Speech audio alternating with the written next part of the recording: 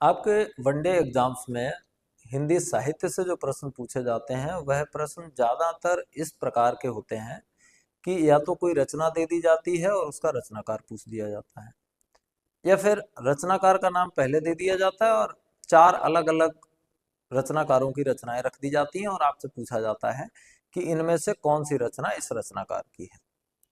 इस तरह के प्रश्न अक्सर तुक्के पर आधारित रहते हैं कि अगर हमने पढ़ा होता है और हमें याद होता है तब तो हो जाते हैं, और अगर नहीं पढ़ा होता है तो नहीं होता है। अब इनके लिए हमें करना क्या चाहिए? दरअसल सही पद्धति तो ये है कि उन पुस्तकों का विषय क्या है, उन पुस्तकों में कहानी क्या है, इस चीज को अगर एक बार हम सही से पढ़ लिए होंगे, 10-15 मिनट एक पुस्तक के लिए दे दिए होंगे, तो ये पुस्तकें लंबे समय तक हमें याद रहेंगी।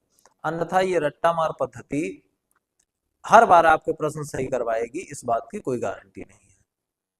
नमस्कार, एक बार फिर से आप सभी का स्वागत है जिज्ञासा के इस नए एपिसोड में।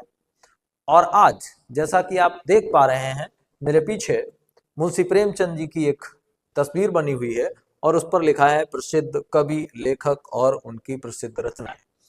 ये वीडियो मैं आपके लिए इसलिए लेकर आया हूं कि कुछ परीक्षाएं जैसे यूपीपीएसआई और एसएससी जीडी बिल्कुल सर पर है। दोनों में हिंदी आती है, दोनों में साहित्य के प्रश्न पूछे जाते हैं और एक दो प्रश्न निश्चित तौर पे रचनाओं पे आधारित आपसे पूछे जाते हैं। तो मैं मूल श्रृंखला चला रहा था, वह श्रृंखला थी हिंदी साहित्य को जानने की श्रृंखला, जिसमें हमारा उद्देश्य केवल प्रतियोगी परीक्षाएं देने वाले विद्यार्थियों के लिए मटेरियल उपलब्ध करवाना नहीं था, बल्कि ऐसे लोगों के लिए मटेरियल उपलब्ध करवाना भी था जिनकी साहित्य में अपनी रुचि है, जो साहित्य से प्रेम करते हैं, जिन्हें साहित्य पढ़ना लिखना पसंद है। लेकिन फिलहाल ये वीडियो और अगले कुछ वीडियोज मैं विशेष तौर पर उन स्टूडेंट्स के लिए लेकर आया हूं और बहुत सेलेक्टेड मटेरियल लेकर के आया हूं जो बहुत जल्द परीक्षाएं देने जाने वाले हैं, जिन्हें ऐसा लिमिटेड मटेरियल लिमिटेड टाइम में चाहिए जो आपकी परीक्षा का हिस्सा। तो आइए देरी भी नहीं करेंगे, एक बार ये कर सकते हैं आप कि इस वीडियो को अपने दोस्तों तक शेयर कर दीजिए ताकि ज्यादा से ज्यादा लोगों का भला हो जाए, आपका कोई दोस्त भी आपके साथ इसका लाभ उठा ले। इतना आप कर दीजिए, उसके बाद हम शुरू करते हैं। आइए सबसे पहले हम कुछ चीजों की बात कर लेते हैं, और वो महत्वपूर्ण बातें ये हैं कि हिंदी साहित्य में दरअसल हिंदी के इतिहास के लेखन का दौर कब शुरू हुआ, कब से हमने ये जाना कि हिंदी का इतिहास भी लिख लेना चाहिए, ये बात हमें कब समझ में आई, यहां से हम शुरू करेंगे। और एक बात आपको स्पष्ट कर दूं, इन वीडियोस की पीडीएफ आपको मिलना थोड़ा संभव नहीं है, तो मैं प्रत्येक पेज को हटाने से पहले आपको 10 सेकंड 20 सेकंड का समय दूंगा। आप उसका प्रॉपर स्क्रीनशॉट लेते जाइएगा और बाद में अपना नोट कर लीजिएगा। पेपर दे के आइए तो इस वाले नोट्स को मैं जरूर कर लीजिए कि उधर जो पूछा गया था क्या इधर बताया गया था या नहीं बताया गया था। ये परीक्षा के बाद का मैटर है, तब आप जान पाएंगे कि इस क्लास की उपयोगिता क्या है। ठीक है, आइए शुरू करते हैं। हिंदी साहित्य के इतिहास के लेखन की परंपरा, कि हिंदी साहित्य का इतिहास लिखा जाना शुरू कैसे हुआ। तो दरअसल हिंदी साहित्य के इतिहास लेखन का प्रारंभ 19वीं शताब्दी से हुआ है। इससे पहले हिंदी साहित्य का इतिहास लेखन नहीं हुआ, 19वीं शताब्दी में जाके इसकी शुरुआत हुई।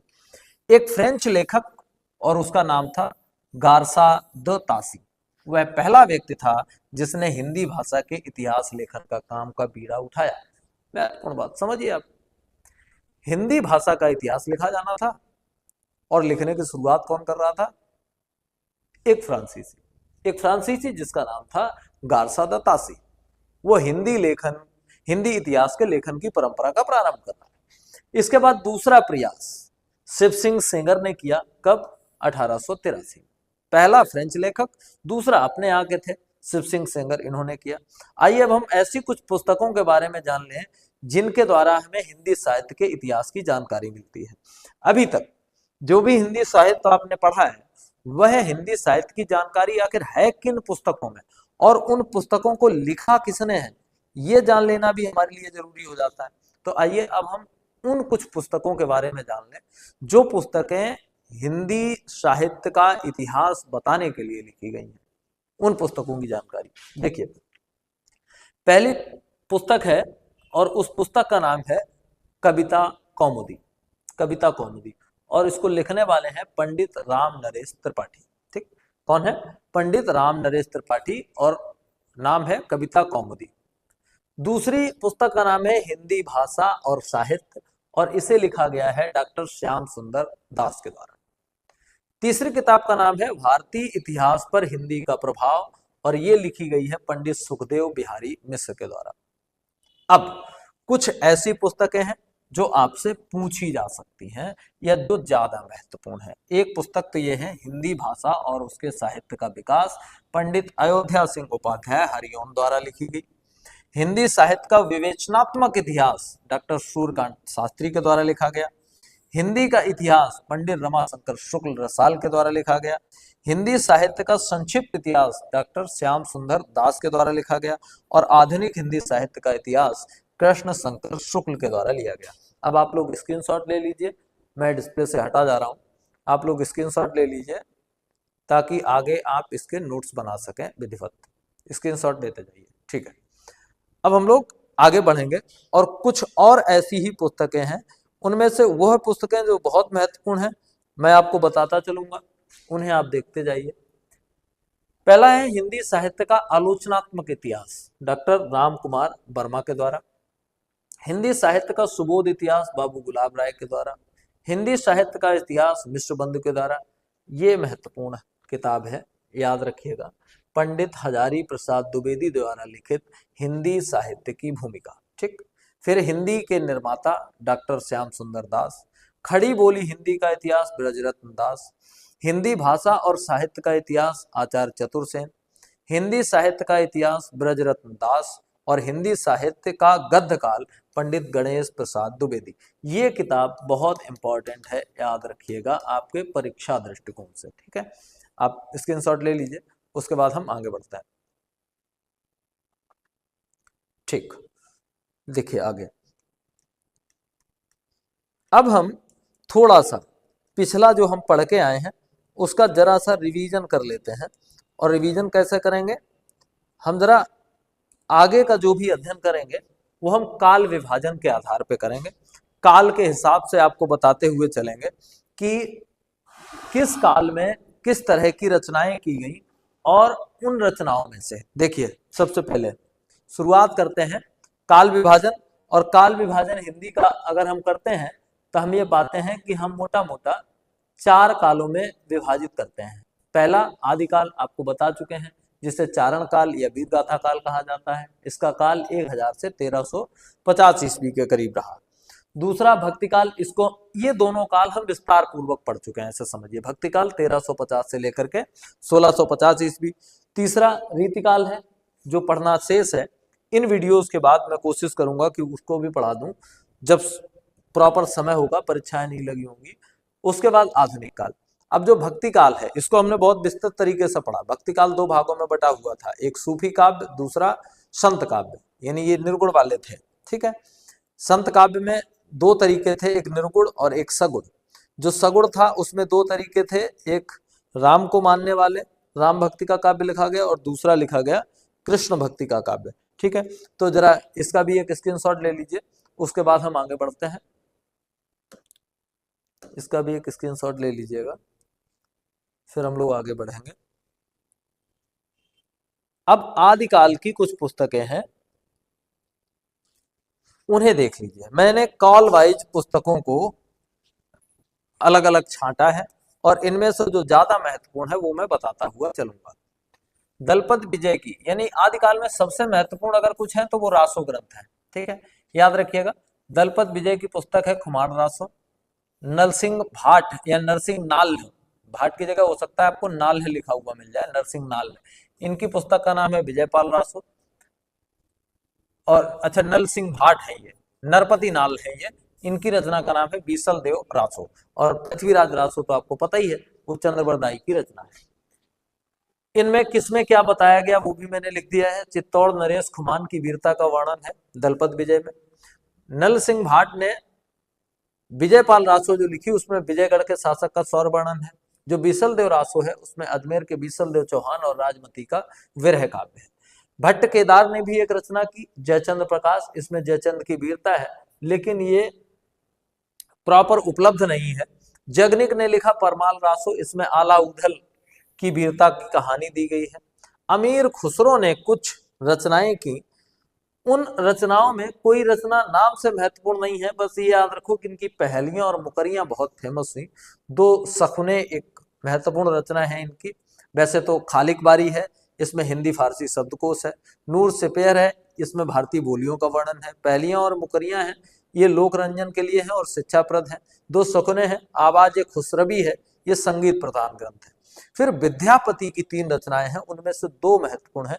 और विद्यापति की खासियत यह है, इसमें एक शब्द इनके में लगा हुआ है कीर्ति, ठीक है, कीर्ति लता और कीर्ति पताका, ठीक। राधा कृष्ण के लौकिक प्रेम का वर्णन है। फिर कीर्ति सिंह की वीरता पर एक प्रबंध काव्य है।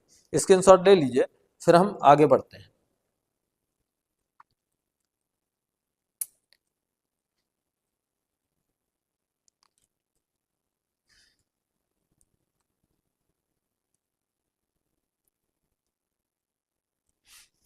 आदिकाल के बाद हम आ जाते हैं भक्ति काल पे। भक्ति काल में हालांकि मैं जिन्होंने पूरा डिटेल पढ़ा है वो ये सब पढ़ चुके हैं, लेकिन जिन्होंने नहीं पढ़ा उन्हें कम समय में ज्यादा मटेरियल में देने का प्रयास कर रहा हूँ। संत हुए नामदेव, उन्होंने रचना की अभंग पद। बाद में इसका संपादन भागीरथी मिश्र द्वारा संत नामदेव की हिंदी पदावली और रामचंद्र मिश्र द्वारा संत नामदेव और हिंदी पद साहित्य के नाम से हुआ बाद में, ठीक है। मुख्य रचना अभंग पद। कबीर दास की रचना मेनली है बीजक, जिसके की 3 हिस्से हैं, साखी, शबद और रमैनी, ये 3 हिस्से हैं। संयुक्त संकलन का नाम है बीजक, ये कबीर दास जी की रचना। गुरु नानक जी ने कई रचनाएं की, जिसमें से जपू जी, असादी बार, रहीरास, सोहिला, नसीहतनामा, ये रचनाएं हैं और इनका संकलन नानक बाणी से किया गया है। साथ ही इनकी 900 से ज्यादा रचनाएं गुरु ग्रंथ साहिब में संकलित हैं, ये बात भी याद रखेंगे। फिर एक नाम आता है दादू दयाल जी का, और इन्होंने एक रचना की जिस रचना का नाम मिलता है हरड़े बाणी, और इसका संकलन दादू ग्रंथावली के नाम से मिलता है। इनके अलावा भी भक्ति काल में कुछ और कवि हुए जो निर्गुण परंपरा से संबंधित थे, उनकी रचनाएं देख लें। शायद आपने स्क्रीनशॉट नहीं ले पाया होगा, मैं दोबारा से लगा देता हूं ताकि आप प्रॉपर स्क्रीनशॉट ले लें। देख लीजिए और स्क्रीनशॉट ले लीजिए, ठीक है, देख लीजिए और स्क्रीनशॉट ले लीजिए ताकि आप बाद में लिख लें, ठीक है। आगे आइए, कुछ और कवि हैं जिनकी रचनाएं हैं, आइए इनको देख लेते हैं।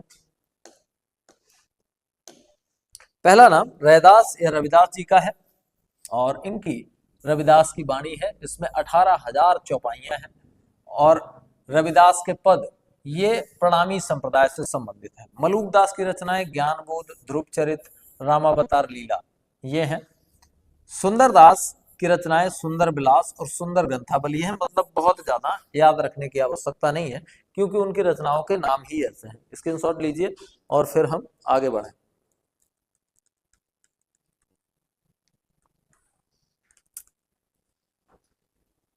इसके बाद ये निर्गुणों का हो गया, उसके बाद संतों में निर्गुण हो गए। फिर दूसरी बात आती है, वो आती है सूफी कवियों की।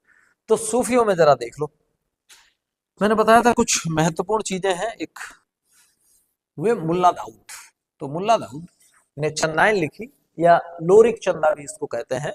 ये लोरिक और चंदा की लोक प्रेम कथा है। ईश्वर दास की रचना है सत्यवती कथा, ये प्रेमाख्यान परंपरा का उच्च कोटि का काव्य है। कुतुबन का हम लोग बहुत विस्तार से पढ़ चुके हैं, इवन मृगावती की कहानी क्या थी वो भी देख चुके हैं। मृगावती और राजकुमार की लौकिक प्रेम कथा है। मलिक मोहम्मद जायसी के बारे में हम पढ़ चुके हैं। पद्मावत इनकी रचना है जिसमें राणा रतन सिंह और पद्मावती की प्रेम कथा है और यह है अवधि का प्रथम महाकाव्य है। आखिरी कलाम इनकी पुस्तक है, इसमें कयामत का वर्णन है, मोहम्मद साहब का महत्व बताया गया है। एक इनकी पुस्तक है अखरावट, ये देवनागरी वर्णमाला के प्रत्येक वर्ण पर सैद्धांतिक बातें बताती है। मंझन की रचना मधुमालती है, इसके बारे में हम पढ़ चुके हैं। मधुमालती और मनोहर की प्रेम कथा है। उस्मान की रचना चित्रावली है। इसमें सुजान और चित्रावली की प्रेम कथा है। आप लोग स्क्रीनशॉट लीजिए और आगे बढ़ते जाइए। सूफी काव्य के बाद हम राम काव्य की ओर आएंगे। राम काव्य में कितना किसने क्या लिखा उसकी हम विवेचना करेंगे थोड़ी। आइए, स्क्रीनशॉट ले लिया होगा तो हम आगे बढ़ते हैं। देखिए, राम काव्य। राम काव्य में सबसे महत्वपूर्ण नाम तो भाई तुलसीदास जी का है। ठीक, सबसे पहले रामानंद जी आते हैं। राम रक्षा स्रोत, उतना पढ़ने की आवश्यकता भी नहीं है, आप पढ़ लीजिएगा तो ज्यादा अच्छा रहेगा। विष्णुदास की रचना है रामायण कथा। अग्रदास की रचना है ध्यान मंजरी, महत्वपूर्ण है, याद रखिएगा। ईश्वरदास की रचना है भरत मिलाप, महत्वपूर्ण है, इसको भी ध्यान रखिएगा। अंगद पैज भी इनकी रचना है। नाभादास ने भक्तमाल, अष्टयाम और रामचंद्र भक्तमाल और अष्टयाम दो रचनाएं की।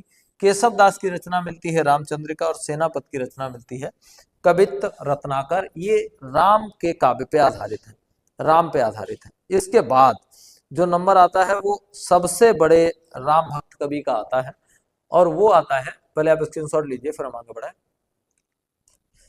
फिर आता है नाम तुलसीदास जी का। बहुत सारी रचनाएं हैं और बड़ी ही महत्वपूर्ण है, बहुत सारी रचनाएं और सारी की सारी महत्वपूर्ण है।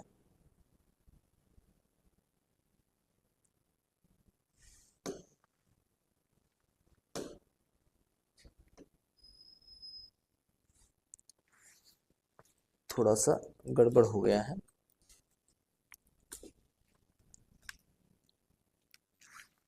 देखिए, खैर तुलसीदास जी की रचनाओं को देख लेते हैं। तुलसीदास जी की रचना है सबसे पहली और सबसे ज्यादा प्रसिद्ध रामचरितमानस है, रामलला नहछू, वैराग्य संदीपनी, दोहावली, वरबे रामायण, पार्वती मंगल, जानकी मंगल, रामाज्ञा प्रश्न, कृष्ण गीतावली, गीतावली, कवितावली, विनय पत्रिका। जो ज्यादा पूछे जाने वाली रचनाएं हैं, एक विनय पत्रिका है, पार्वती मंगल और जानकी मंगल है।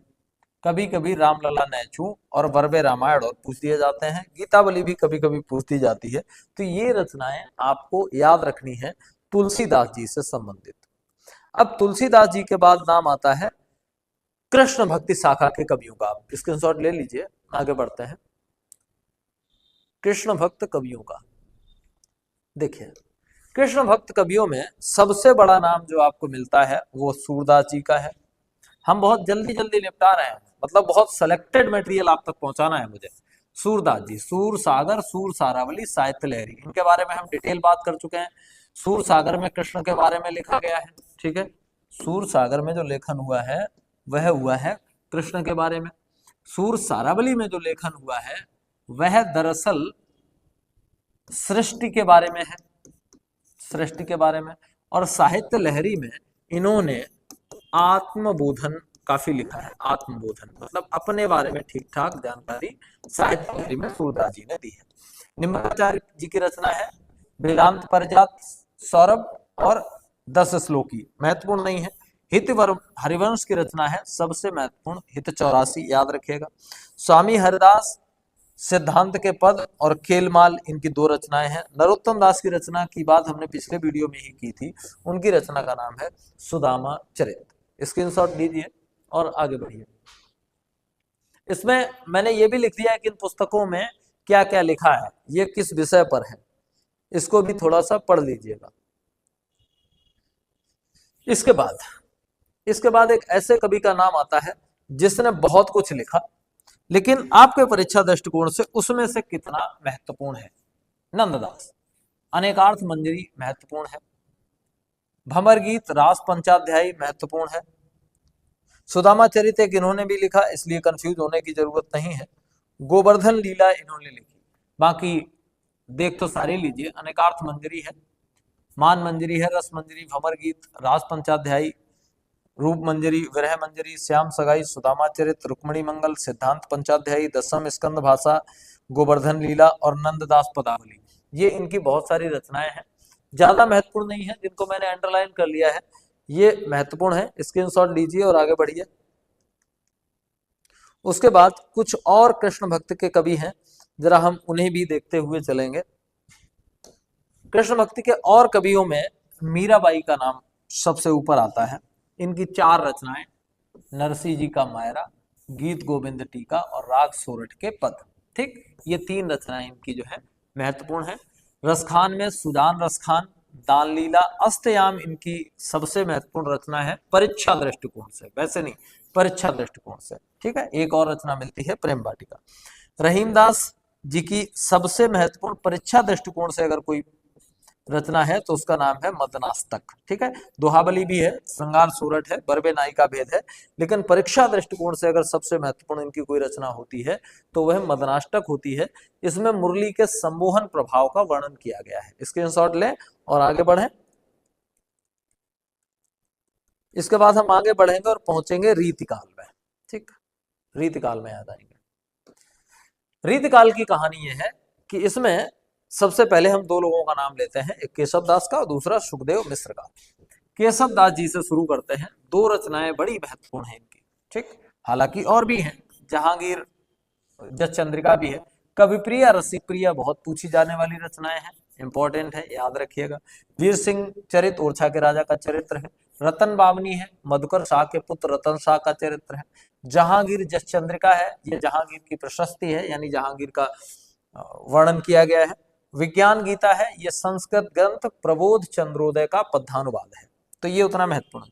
सुखदेव मिश्र की रचना रस रत्नाकर महत्वपूर्ण है। बाकी इनकी रसाड़, वृत्त विचार, आध्यात्म प्रकाश ये भी रचनाएं हैं, लेकिन रस रत्नाकर इनकी सबसे महत्वपूर्ण रचना है। करना कुछ नहीं है, मतलब इतनी सारी रचनाएं हैं, आपको करना ये है इनको एक बार पढ़ते हुए चले जाइए, फिर 2-1 दिन के बाद इनको एक बार पढ़ लीजिए, फिर 2-1 दिन के बाद इनको एक बार पढ़ लीजिए। तो इस तरह से अगर आप 1-1, 2-2 करके पढ़ते रहेंगे इनको, तो निश्चित तौर पे जब आपकी परीक्षा में वो रचनाएं रखी हुई मिलेंगी तो आपको दिक्कत नहीं होगी, आपको याद रहेगा, आप आसानी के साथ उनको बता पाएंगे। ठीक है,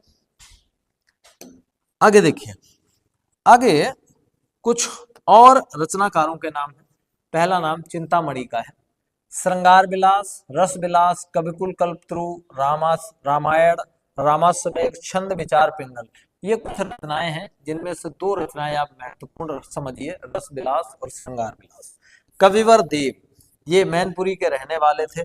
इनकी सबसे महत्वपूर्ण रचनाओं में भाव विलास है और शिवराज भूषण है। इनकी भाव विलास ही इनकी महत्वपूर्ण है। कुल मिलाकर इन्होंने शिव की पूजा अर्चना पे लिखा, शिव अर्चन पे लिखा इन्होंने खूब। ठीक, फिर भूषण की शिवराज भूषण है, शिवा वामनी और छत्रसाल दर्शक, ये इनकी महत्वपूर्ण रचनाएं हैं। ये छत्रसाल और शिवाजी की प्रशस्तियों पे आधारित है। इसका भी स्क्रीनशॉट लीजिए और आगे बढ़िए।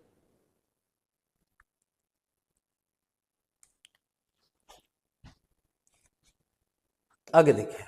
मतिराम, ललित ललाम, रसराज, मतराज, संशयी, बहुत इंपॉर्टेंट रचनाएं इनकी है नहीं। ठीक है, बहुत इंपॉर्टेंट रचनाएं इनकी है नहीं। मतिराम की, ललित ललाम इनकी महत्वपूर्ण रचना हो सकती है, याद रखिएगा। उसके अलावा रसराग है, मतिराम सत्सई है, छंद सार संग्रह है, वृत्त कौमुदी है। सोमनाथ, सोमनाथ की रचनाओं में पंचाध्यायी और विनोद माधव, ये 2 रचनाएं। सूदन की रचना सुदान चरित, बिहारी की रचना एक ही है, बिहारी सत्सई, और सेना की रचना ये बाद वाली याद रखिएगा, काया कल्प द्रुम, ये महत्वपूर्ण है, लेकिन ये ग्रंथ अप्राप्य है, प्राप्त नहीं किया जा सका। स्क्रीनशॉट लें और आगे बढ़ें। इनके बाद जिनके नाम आते हैं वो भी बड़े महत्वपूर्ण हैं। पद्माकर का नाम आता है, और पद्माकर के बारे में कुछ इनकी रचनाएं हैं, जिनमें से एक रचना गंगा लहरी महत्वपूर्ण है, राम रसायन महत्वपूर्ण है, बाकी तो है ही, पढ़ के देख लीजिए। पद्माभरण एक रचना है, जगद्विनोद है, प्रबोध पचासा है, ठीक, प्रबोध पचासा है, गंगा लहरी है, राम रसायन है, हिम्मत बहादुर बिरदावली है, प्रताप सिंह बिरदावली है। घनानंद की रचनाएं जो हैं वो यमुना यस, सुदान हित, इस्कलता, वियोग बेली, प्रीति पवास, प्रीति पावस, ये महत्वपूर्ण रचनाएं हैं कुछ। इनको घनानंद की रचनाओं के रूप में आपको याद रखना है। स्क्रीनशॉट लें और आगे बढ़ें। अब हम आधुनिक काल में काव्य यानी कविता की बात करेंगे। आधुनिक काल में, यहां तक हम मध्यकालीन महत्वपूर्ण चीजें जान चुके हैं। आधुनिक काल में जब आएंगे तो सबसे महत्वपूर्ण नाम आता है भारतेंदु हरिश्चंद्र जी का, और इनकी कुछ रचनाएं हैं वह आपके दिमाग में होनी चाहिए। ठीक, ज्यादा महत्वपूर्ण रचनाएं इनकी। यहाँ पर एक चीज आपको देखने को मिलेगी, आप एक कॉमन चीज देखेंगे, वो है प्रेम। देखिए, प्रेम मालिका, प्रेम सरोवर, प्रेम विनय पतासा, प्रेम फुलवारी, गीत गोविंद, गोविंदानंद और वर्षा विनोद, दो को छोड़ दें तो सभी में प्रेम लगा हुआ है। ये आपको याद रखने का तरीका है। श्रीधर पाठक की कुछ पुस्तकें हैं, इनमें भारत प्रशंसा, बाल विधवा, वनास्तक, ये कुछ महत्वपूर्ण है। भारत गीत भी इसमें एक महत्वपूर्ण रचना हो सकती है, बाकी आप पढ़ लीजिएगा। अयोध्या सिंह उपाध्याय हरिओम की प्रिय प्रवास, बहुत इंपॉर्टेंट, खूब पूछी जाती है। पद्म प्रसून, ये भी ठीक ठाक पूछी जाने लायक रचना है।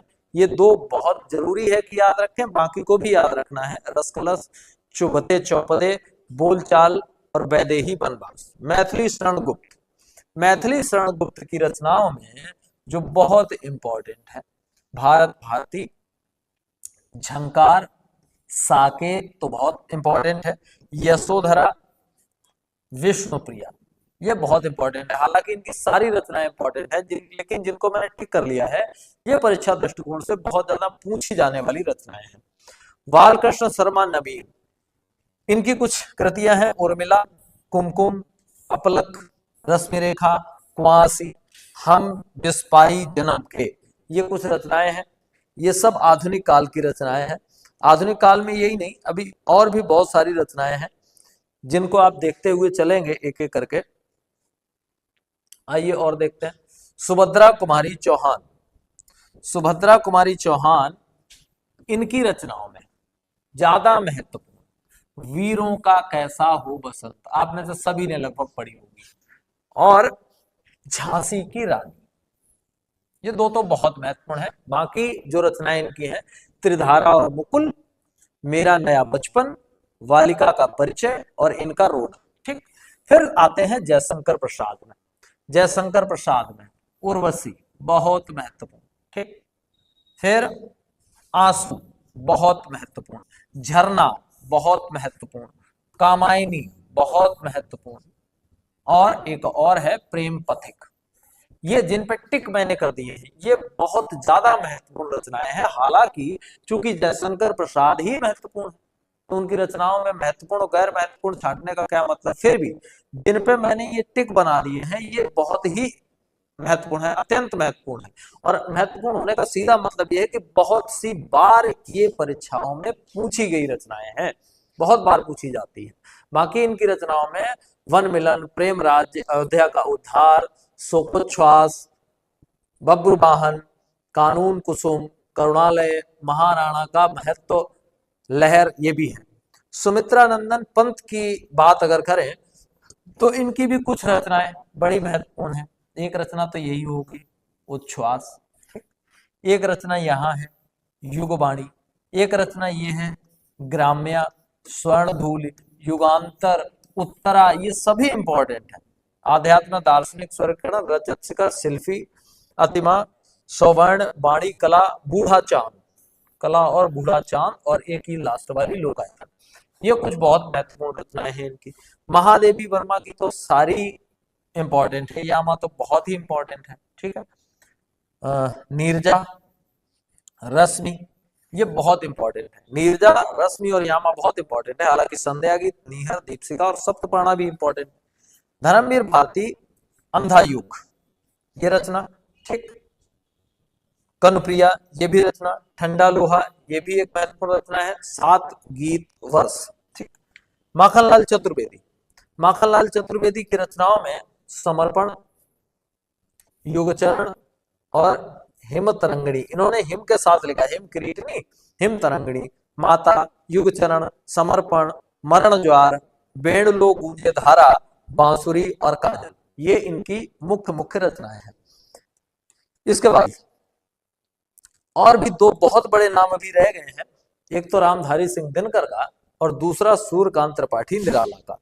तो इनको छोड़ के कैसे आगे बढ़ सकते हैं, तो इनको भी देख लो। सूर्यकांत त्रिपाठी, इनकी रचनाओं में जो बहुत महत्वपूर्ण रचनाएं हैं, अनामिका। ठीक है, कुकुरमुत्ता,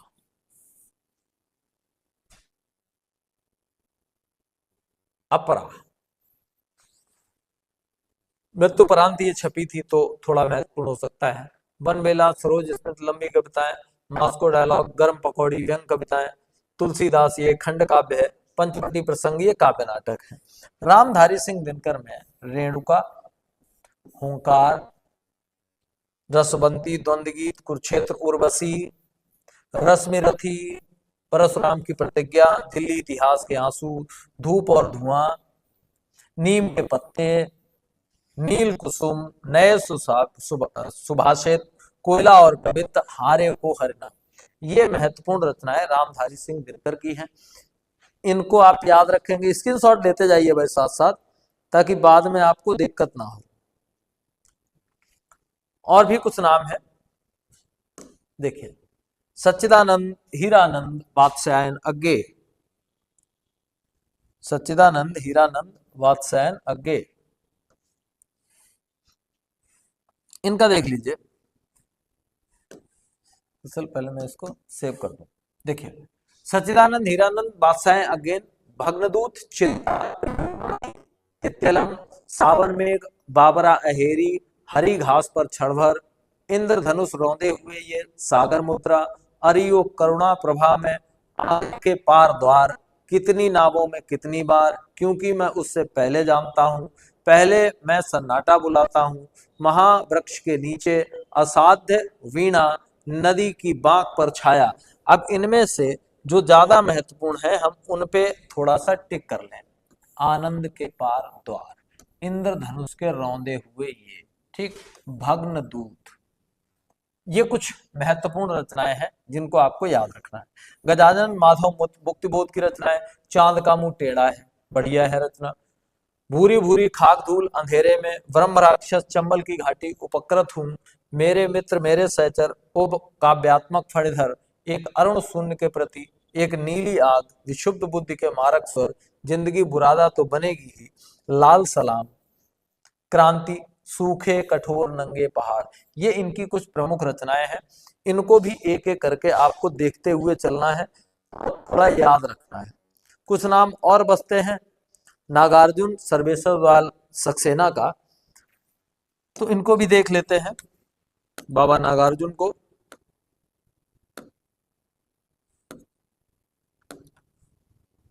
नागार्जुन, युगधारा महत्वपूर्ण है, सतरंगे पंखों वाली, प्यासी पथराई आंखें, तालाब की मछलियां, खिचड़ी, विप्लव देखा हमने, तुमने कहा था, पुरानी जूतियों का कोरस, हजार हजार बाहों वाली, ये कुछ महत्वपूर्ण रचनाएं हैं।